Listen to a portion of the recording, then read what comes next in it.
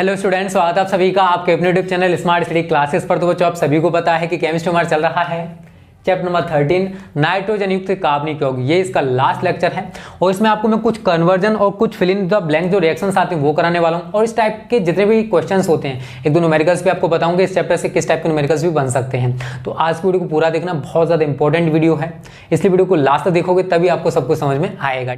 Hello students, तो अगर आप आईआईटी जेईई मेंस 2021 की तैयारी कर रहे हो तो आपके लिए गुड न्यूज़ है, क्योंकि अनअकैडमी आप सभी के लिए लेकर student super JEE batch JEE main 2021 crash course.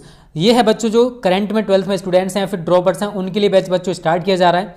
और ये देख सकते हो सौरभ मौर्य हैं, सूरज मौर्य हैं, लव मेहन हैं, ये टीचर्स आपको पढ़ाने वाले हैं और ये 5 जनवरी से स्टार्ट हो रहा है।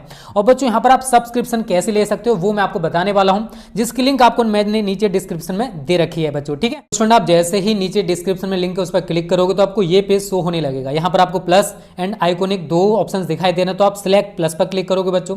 जैसे आप सिलेक्ट प्लस पर क्लिक करोगे तो आपके सामने ये पेज शो होने लगेगा। अगर आप 1 मंथ का सब्सक्रिप्शन लेना चाहते हो तो 6300 रुपये का पड़ेगा, लेकिन कब पड़ेगा? जब आप यहाँ पर रेफरल कोड में स्मार्ट स्टडी डालोगे तब। अगर आपने बच्चों यहाँ पर स्मार्ट स्टडी नहीं डाला तो आप देख सकते हो यहाँ पर 7000 का कोर्स हो चुका है। तो हैव अ रेफरल कोड में आपको स्मार्ट स्टडी डालना है बच्चों।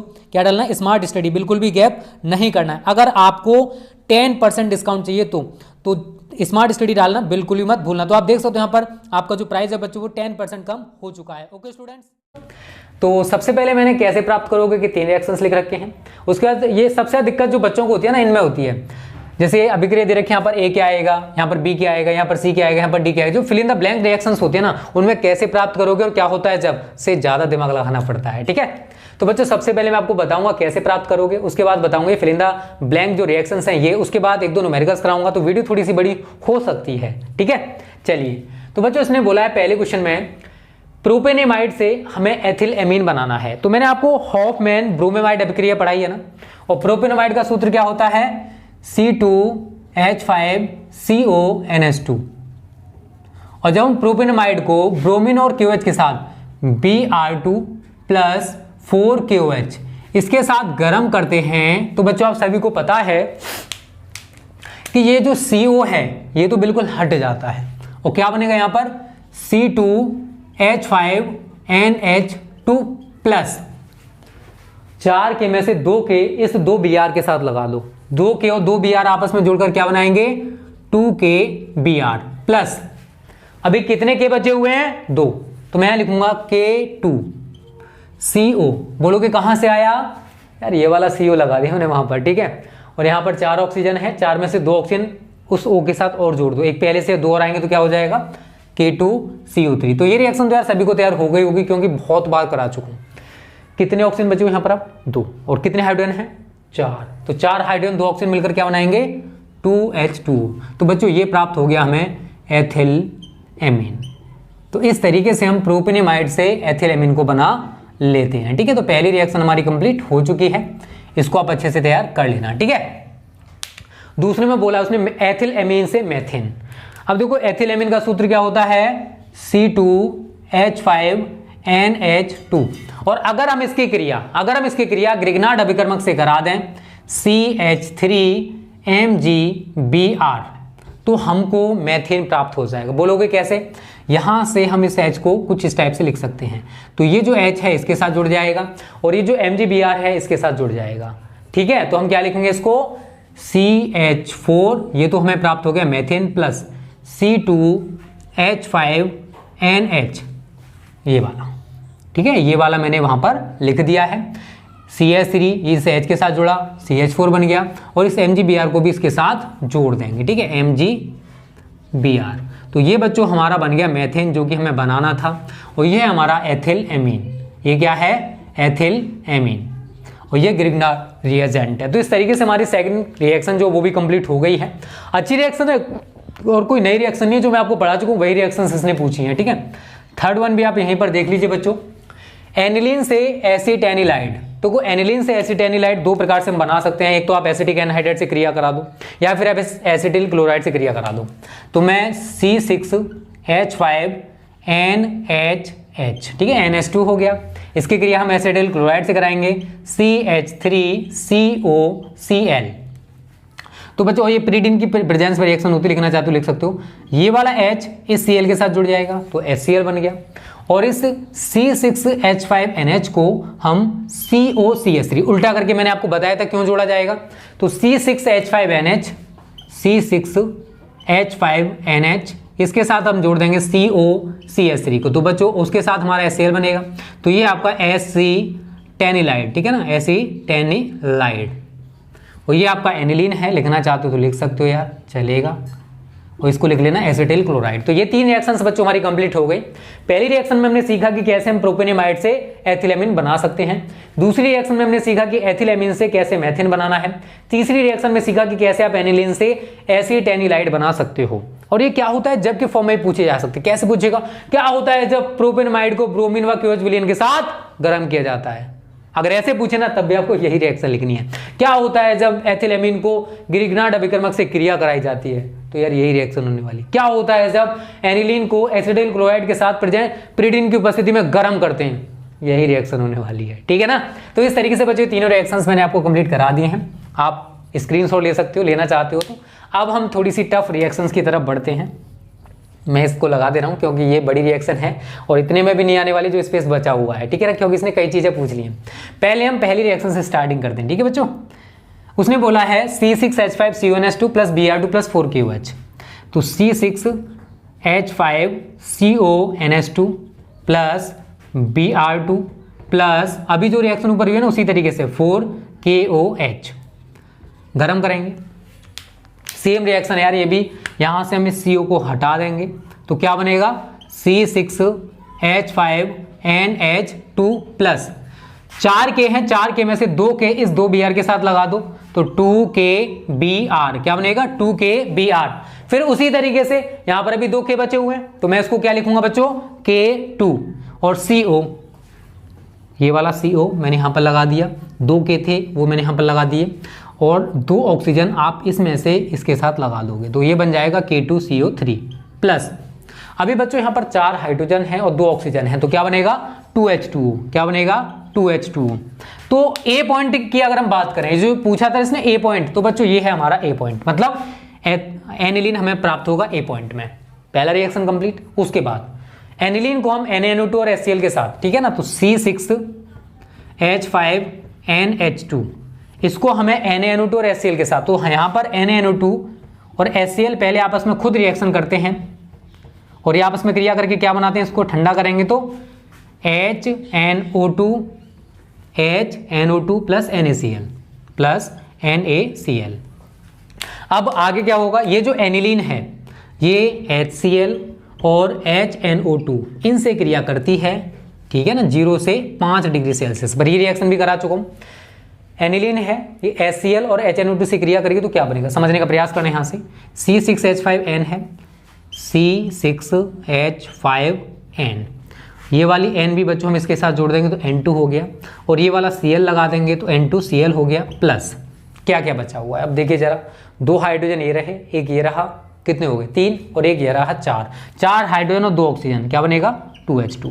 ये आपका बेंजीन डाइएजोनियम क्लोराइड। तो जो बी पॉइंट इसने बोला था ना यहाँ पर, ये जो बी पॉइंट है बच्चों ये है हमारा, ये बी पॉइंट क्या है, नाम लिख लेना, लिखना चाहते हो तो बेंजीन डाइएजोनियम क्लोराइड, इसका नाम एनिलीन है, सभी को पता है और तो सारे नाम ठीक है। अब बी पॉइंट को उसने बोला भाप के साथ, मतलब गर्म करेंगे उसको जल के साथ, तो C6H5N डबल बॉन्ड NCl, इसको इस तरीके से लिखा जा सकता है, मतलब वही है, केवल मैंने इसको बॉन्डिंग के फॉर्म में दिखा दिया है।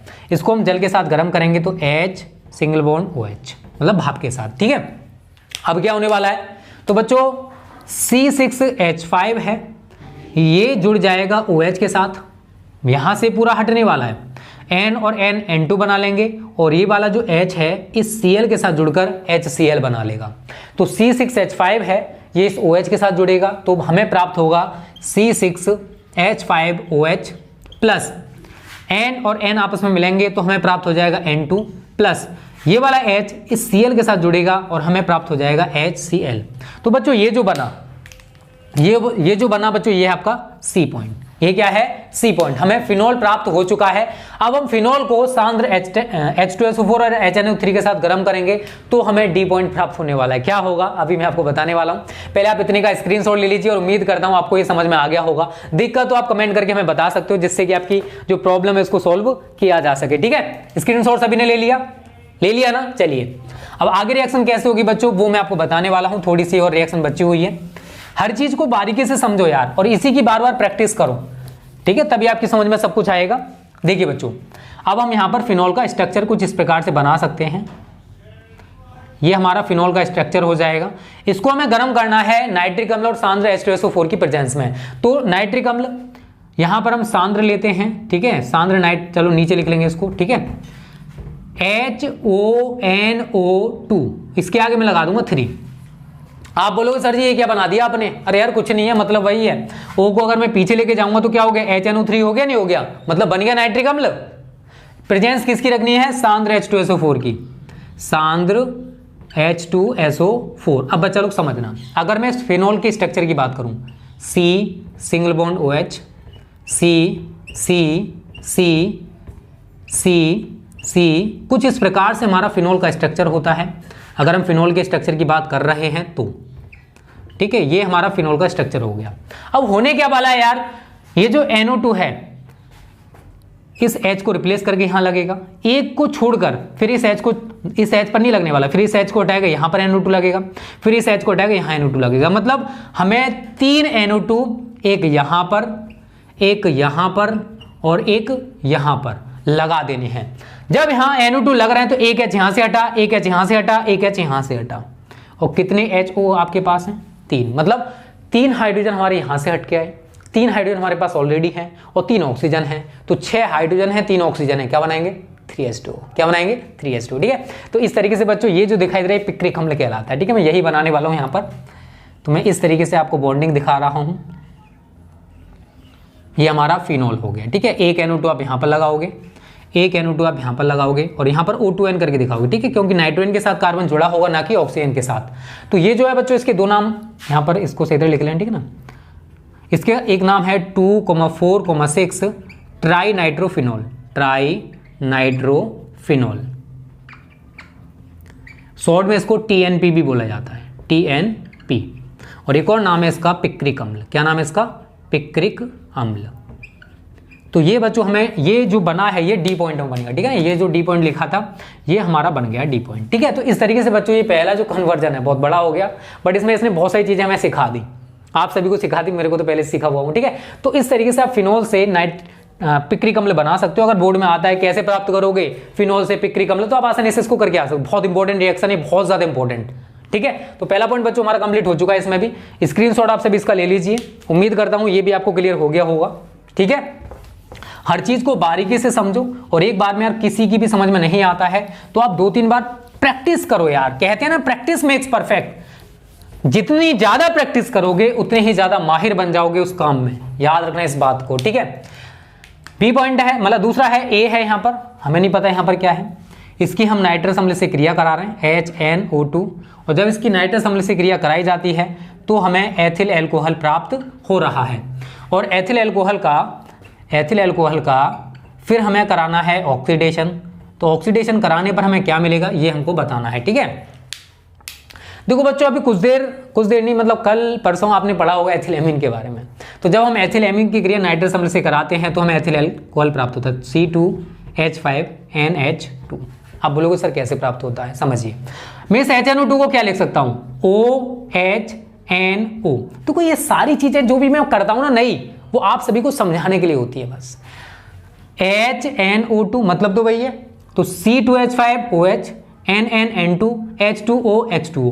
तो आप आगे लिखना चाहते हो तो लिख सकते हो प्लस N2 प्लस H2O। तो इस तरीके से बच्चों हमें यहां पर ये जो एथिल एल्कोहल है ये है आपका एथिल एल्कोहल। तो हमें जो ए पॉइंट की बात कर रहा था वो ए पॉइंट है आपका एथिलेमीन, ए पॉइंट क्या आपका एथिलेमीन है। और जब हम एथिल एल्कोहल का ऑक्सीकरण कराते हैं तो यार आपको मैं पढ़ा चुका हूं कि जब भी एथिल एल्कोहल का ऑक्सीडेशन कराया जाता है तो हमें एस्टल्डिहाइड प्राप्त होगा। तो CH3 CHO क्या प्राप्त होगा, एसिटाल्डिहाइड। सूत्र आप सभी को याद रखने बच्चों, एसिटाल्डिहाइड हो गया, फॉर्मेल्डिहाइड हो गया, एथिलेमीन हो गया। अगर आपको रिएक्शन सीखनी है तो यार सबसे पहले आपको सूत्र ही याद करने पड़ेंगे, बिना सूत्र के आप किसी भी रिएक्शन को नहीं कर सकते हो। और रिएक्शन आप सभी देखते हो यार ऑर्गेनिक केमिस्ट्री में सबसे ज्यादा है, बिना रिएक्शंस के ऑर्गेनिक केमिस्ट्री में कुछ भी नहीं होने वाला। तो ऑर्गेनिक केमिस्ट्री अगर आपको सही तरह समझनी है, सही तरह सीखनी है, तो आपको रिएक्शंस अच्छे से तैयार करनी होंगी। और रिएक्शंस के लिए सबसे ज्यादा जो जरूरी होता है बच्चे, वो होता है फॉर्मूला। अगर मैं आपसे कहूं कि एथिलेमीन को नाइट्रस अम्ल के साथ गर्म किया जाता है, अगर आपको फॉर्मूला नहीं पता तो क्या आप इस रिएक्शन को कर सकते हो? मेरे अकॉर्डिंग नहीं कर पाओगे, क्योंकि आपको जब सूत्र नहीं पता है तो आप कैसे रिएक्शन को कर सकते हो? कर पाओगे क्या? नहीं कर पाओगे। अब एथिल अल्कोहल का हमने ऑक्सीडेशन कराया तो एसिटाल्डिहाइड प्लस H2, ठीक है। तो बी पॉइंट में हमें क्या प्राप्त होगा बच्चों, एसिटाल्डिहाइड प्राप्त होगा।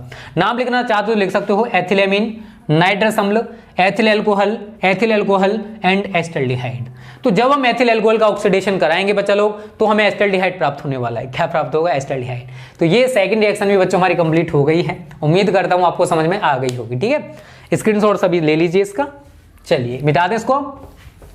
अब तीसरा न्यूमेरिकल और तीसरी रिएक्शन समझिए। देखिए पहले हम इस रिएक्शन को लिख लेते हैं, ठीक है ना। CH3CN है और हमें यहां पर कुछ A लेना है और A लेकर हमें बनाना है CH3COH। तो बच्चों आप सभी को याद रखना है, जब हम मेथिल साइनाइड का ऑक्सीडेशन जल से क्रिया कराते हैं 2H2, यहां पर हमें लेना पड़ेगा 2H2O, मतलब जल से क्रिया करानी है तभी हमें एसिटिक अम्ल प्राप्त होगा। अब समझिए कैसे। CH3C है, 2 O है, CH3C ये वाला और आगे C, ठीक है। इतना ले लीजिए। यहां से CH3C आया, 2 ऑक्सीजन ये आ गए और 1 हाइड्रोजन ये आ गया, ठीक है। अभी यहां पर क्या बचा हुआ है, 3 हाइड्रोजन बचे हुए हैं। क्या बचा हुआ है, 3 हाइड्रोजन बचे हुए हैं और यहां पर N बचा हुआ है। तो ये आपस में क्रिया करके क्या बनाएंगे, NH3। क्या बनाएंगे, NH3। तो ये है बच्चों आपका एसिटिक एसिड। तो यहां पर हमारा जो A पॉइंट की बात कर रहा था ना, तो ये हमारा A पॉइंट है। मतलब मेथिल साइनाइड का अगर हम जल अपघटन कराते हैं तो हमें एसिटिक अम्ल और अमोनिया गैस प्राप्त होने वाली है। ये बच्चों थर्ड रिएक्शन सिंपल सी थी, आपको समझ में आ गई होगी। चौथी भी चलो यहीं पे समझ लीजिए, ये भी कंप्लीट। अब इसको थोड़ा सही तरह समझना। हमारे पास प्रोपेनेमाइड है C6H5CONH2 और इसको गर्म कर रहे हैं P2O5 की प्रेजेंस में, ठीक है। जब हम इसको P2O5 की प्रेजेंस में गर्म करेंगे तो इसके अंदर से H2 और ये वाला O, ये वाला H2 और ये वाला O निकल जाएगा। तो C6H5CN प्लस H2O, ठीक है। पहली रिएक्शन हमारी ये होने वाली है। मतलब अगर हम प्रोपेनेमाइड को P2O5 की प्रेजेंस में गर्म करते हैं तो हमें फेनिल साइनाइड प्राप्त होता है। क्या प्राप्त होता है, फेनिल साइनाइड। तो ये जो A पॉइंट है बच्चों, ये तो आपका फेनिल साइनाइड हो गया। क्या हो गया, फेनिल साइनाइड। और फेनिल साइनाइड की अगर हम जल से क्रिया कराएं, अभी ऊपर वाली रिएक्शन हो जाएगी, बिल्कुल ऊपर जो मैंने कराया ना वही रिएक्शन हो जाएगी। देखो कैसे, C6H5CN इसकी हम 2H2O से क्रिया करा देंगे। किससे, 2 जल के अणुओं से क्रिया कराएंगे। तो अभी जो मैंने किया यार वही मैं करने वाला हूं, यहां पर मैं कोई नई चीज नहीं करूंगा। C6H5C 2 ऑक्सीजन है, मैं यहां पर दोनों ऑक्सीजन लगा दूंगा और 1 हाइड्रोजन मैं यहां से यहां पर लगा दूंगा प्लस 2। अब समझिए यहां पर कितने हाइड्रोजन बचे हुए हैं, अब 3 और यहां पर 1 नाइट्रोजन है। तो 3 हाइड्रोजन नाइट्रोजन क्या बनाएंगे, NH3। तो ये है बच्चों आपका बेंजोइक अम्ल। ये क्या है आपका, बेंजोइक अम्ल है। और ये आपका B पॉइंट है। उसने बोला था ना B क्या होगा, तो B आपका बेंजोइक अम्ल होगा, ठीक है। जब हम फेनिल साइनाइड की जल से क्रिया कराएंगे तो हमें बेंजोइक अम्ल प्राप्त होगा, जो कि आपका B, ये जो B बोला था ना वो B है। समझ में आ रहा है ना, दिक्कत है कमेंट कर देना, डिसलाइक मत करना, बहुत मेहनत करना पड़ता है, समझा करो, हमें मोटिवेट किया करो, हम आप सभी के लिए और ज्यादा मेहनत कराएं, ना कि डिमोटिवेट, ठीक है। अब लास्ट रिएक्शन हम लोग समझते हैं, उसके साथ हमारी ये जो रिएक्शंस हैं कंप्लीट हो जाएंगी, फिर मैं आपको एक न्यूमेरिकल कराऊंगा, ठीक है। उसके बाद हमारी आज की वीडियो और ये चैप्टर खत्म। कल हम जैवड़ू पढ़ाने वाले हैं आप सभी को, ठीक है, बायोमोलिकुल्स। 5वीं रिएक्शन में बच्चों आपको करना क्या है वो समझ लीजिए। C6H5NO2 है और इसका हमें SN और HCl की प्रेजेंस में अपचयन कराना है।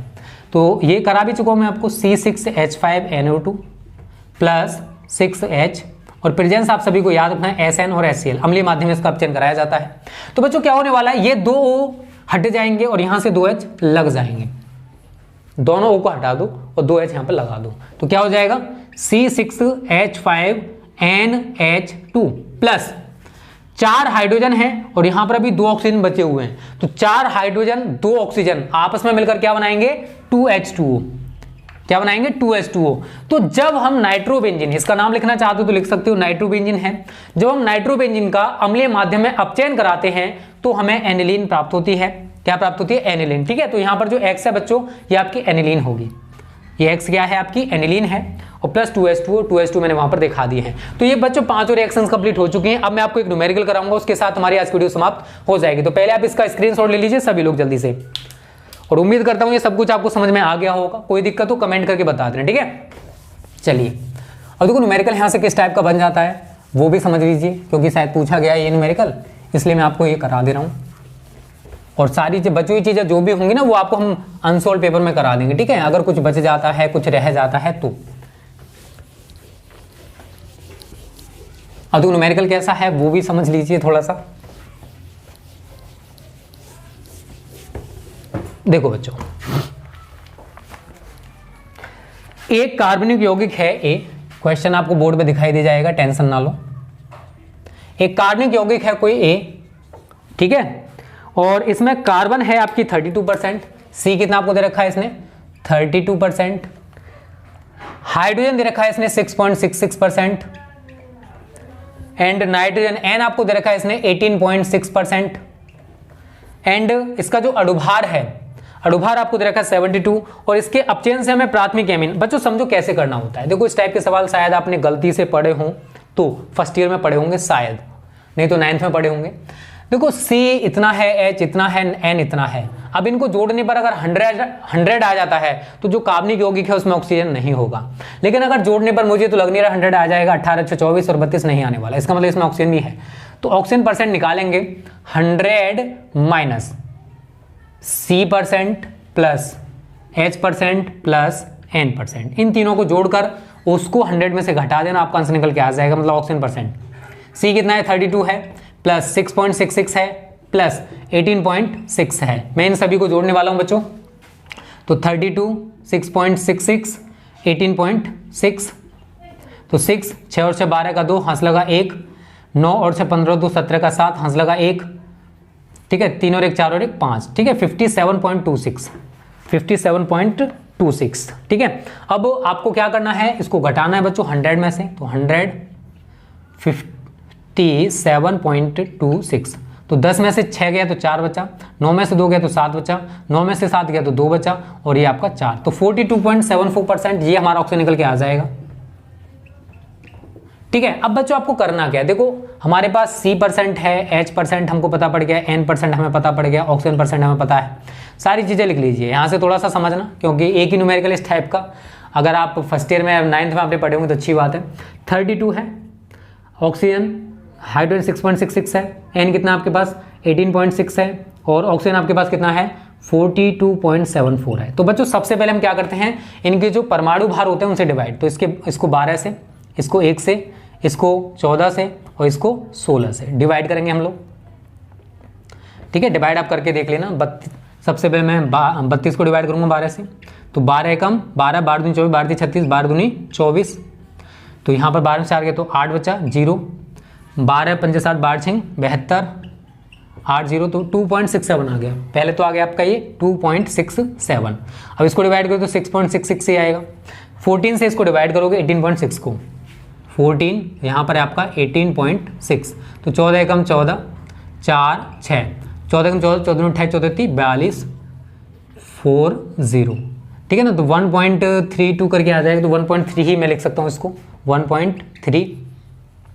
16 से मैं इसको डिवाइड करूँगा, 16 और डिवाइड इसको करना है 42.74, तो 16 दूनी 32, 107 पॉइंट, 16 कम 16 शून्य 32, 16 3 48, 48 96, तो 16 छिक्के 6 बार जाएगा 96, 7 में 6 गया तो 1 1, और यहाँ पर आपका 4 बचा हुआ है।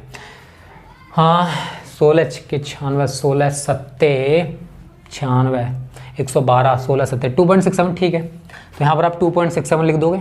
अब स्टूडेंट एक चीज़ बताइए, इसमें सबसे छोटी क्या है, 1.3 है, तो जो सबसे छोटी संख्या होती है उससे फिर सभी को डिवाइड करते हैं। तो मैं इसको 1.3 से डिवाइड करूंगा, इसको भी मैं 1.3 से डिवाइड करूंगा, इसको भी 1.3 से डिवाइड करूंगा, इसको भी 1.3 से डिवाइड करूंगा। तो 13 दूनी 26 लगभग 2 बार कटेगा, 13 पंजे 65 ये आपका 5 बार कटेगा, 13 कम 13 एक बार कटेगा और 13 दूनी 26 2 बार कटेगा। तो मैं यहां से इसका मूलानुपाती सूत्र बना सकता हूं। क्या बना सकता हूं बच्चों? मूलानुपाती सूत्र। देखो आपको अगर पता है ये चीजें तो बहुत अच्छी बात है, अगर नहीं पता है तो एक सवाल से तो समझ में नहीं आने वाली, बट ये सवाल आया हुआ था इसलिए मैं आपको यहां पर करा रहा हूं। अब यहां से क्या बनाओगे बच्चों आप? मूलानुपाती सूत्र, मूलानुपाती सूत्र, मूलानुपाती सूत्र। अब ये क्या होता है? देखो कुछ नहीं करना है, C है इसके 2 हैं तो मैं लिखूंगा C2, H है इसके 5 हैं तो C2H5, N है इसका केवल 1 है तो N, ऑक्सीजन इसके 2 तो C2H5NO2। तो ये हमारा क्या है? मूलानुपाती सूत्र है। इसी से बच्चों इसका मूलानुपाती सूत्र बाहर निकालेंगे। क्या निकालेंगे? मूलानुपाती सूत्र बाहर, मूलानुपाती सूत्र बाहर। यार कुछ नहीं करना, देखो कार्बन का परमाणु भार आपको पता होगा, हाइड्रोजन का पता होगा, नाइट्रोजन का पता होगा, ऑक्सीजन का पता होगा। नहीं पता है तो कोई दिक्कत नहीं है, 2 × 12 प्लस 5 × 1 प्लस 14 प्लस 2 × 16 तो 12 दूनी 24 प्लस 5 एकम 5 प्लस 14 और 16 दूनी 32, 24 और 5 29 होता है, प्लस 14 है प्लस 32 है।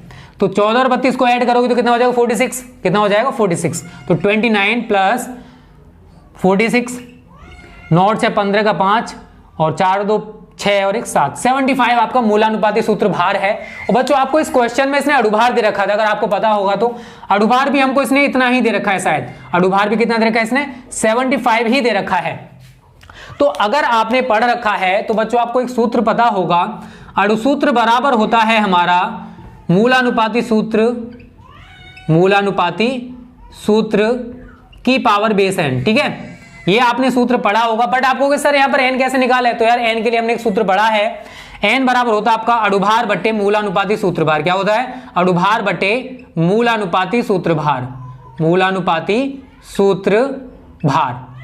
तो अणुभार हमें कितना दे रखा है? 75 और मूलानुपाती सूत्र भार भी कितना है? 75। तो 75 को अगर आप 75 से डिवाइड करोगे तो कितना आएगा? 1। कितना आएगा बच्चों? 1। तो यही हमें यार यूज कर लेना है। मूलानुपाती सूत्र हमारे पास ये रहा, C2H5NO2 बेस 1। तो क्या आ जाएगा? C2H5NO2। ये हमारा अणुसूत्र आ गया। बट उसने आगे हमसे और पूछा, बोला है कुछ हमसे, उसने बोला है बच्चों कि अगर इसका हम अपचयन कराएं तो हमें प्राथमिक एमीन प्राप्त होती है। तो ए तथा बी की संरचना तथा नाम इनके बताने हैं। तो अगर हम इसका अपचयन कराते हैं तो यहां पर आप रिएक्शन देख लीजिए, C2H5NO2 है और अगर हम इसका अपचयन कराते हैं तो हमें प्राथमिक एमीन प्राप्त होती है। तो बच्चों यहां पर 6H लोगे, SN बट्टे HCl, ये रिएक्शन करा चुका हूं। तो जब हम इसका अपचयन कराएंगे तो यहाँ 2 ऑक्सीजन हटाकर 2 हाइड्रोजन लग जाएंगे और 4 हाइड्रोजन और 2 ऑक्सीजन क्या बनाएंगे? 2H2। तो मैं लिखूंगा C2H5NH2 प्लस 2H2O। तो ये क्या आपका प्राथमिक एमीन है जो कि बी पॉइंट होगा आपका, ये क्या आपका बी है और ये जो बना बच्चों हमारा, ये हमारा ए है। इसने यही बोला था और कुछ तो बोला नहीं है बस। अगर इनका स्ट्रक्चर बनाना चाहते हो तो वो भी आप बना सकते हो, आप आसानी से बना लोगे। ठीक है, कैसे बनाओगे वो मैं आपको बता दूं थोड़ा सा। इतना सबकी समझ में आ गया होगा। बस मुझे एथिलेमीन और नाइट्रोएथिन इनके स्ट्रक्चर बनाने बच्चों। ठीक है, कैसे बनाओगे वो समझ लो बस। देखो आपने फर्स्ट ईयर में यार ये स्ट्रक्चर जरूर सीखे होंगे कैसे बनाने होते हैं, अगर नहीं सीखे तो कोई दिक्कत नहीं है। CCNHHHH NO2 की बात कर रहा है तो डबल बॉन्ड O और इधर उप सहसंयोजक साइन O। आप बना के देख लेना, कुछ इस टाइप से बनेगा। एथिलेमिन का बनाओगे तो CHHHCHNHH, ये आपका एथिलेमिन का स्ट्रक्चर फॉर्मूला हो जाएगा बच्चों। तो इस तरीके से स्टूडेंट ये क्वेश्चन अच्छा था, इसी वजह से मैंने आपको करा दिया, पूछा भी गया था इसी वजह से इसको कराना पड़ा है। अदरवाइज इस टाइप के क्वेश्चन बहुत ही कम देखने को मिलते हैं। आपने फर्स्ट ईयर में जरूर पढ़े होंगे, 9th में पढ़े होंगे। ठीक है, तो स्टूडेंट ये स्क्रीनशॉट ले लो इसका। तो उम्मीद करता हूं स्टूडेंट आज की वीडियो आपको अच्छी लगी होगी। अच्छी लगी तो वीडियो को लाइक और शेयर करने को जिससे मत करना, और वीडियो को ज्यादा से शेयर किया करो यार, जिससे आपकी तरह और भी स्टूडेंट्स हमारी वीडियोस का फ्री फायदा उठा सके। Okay students, thanks for watching this video.